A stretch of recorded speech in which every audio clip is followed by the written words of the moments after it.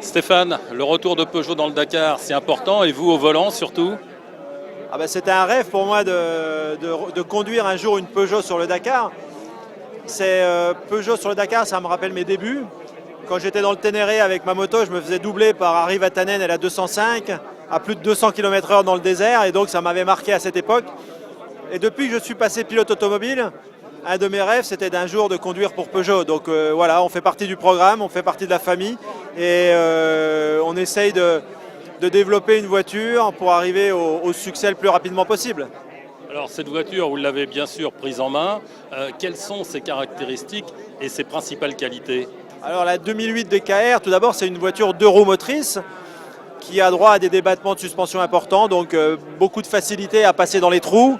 Un bon moteur diesel, très coupleux, et avec ça on a pas mal de performances. On a vraiment de très très bonnes performances, mais on manque un peu de temps pour régler les problèmes de fiabilisation.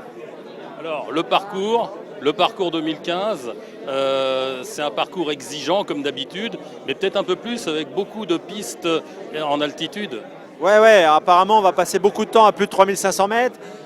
Exigeant pour les mécaniques, en tout cas beaucoup de pertes de puissance. Et voilà, pour les hommes on va gérer, mais en tout cas apparemment une belle variété de terrain entre les dunes, le fèche-fèche, les pistes WRC, les grands salars d'Uyuni, ça va être sympa. Toujours le même copilote, Jean-Paul? Jean-Paul qui est pas loin à ma droite. Jean-Paul Cotteret, oui. Une fois de plus, Jean-Paul. Oui, une fois de plus, prêt à relever un nouveau défi. Donc, je dirais qu'une nouvelle aventure nous attend avec des altitudes différentes de d'habitude. Une étape marathon dont on avait laissé depuis l'Afrique, donc du renouveau dans l'édition 2015. Jean-Paul, ça va être un roadbook pas facile, hein? Ça va être un retour, je dirais, pas facile.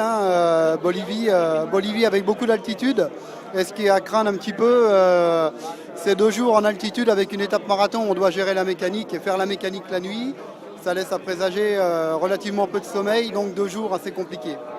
En tout cas, vous avez reconstitué l'équipe de choc avec Stéphane Peter-Hansel. Oui, tout à fait. C'est la 16e année qu'on roule ensemble, donc on va dire que tout va bien. Merci à tous.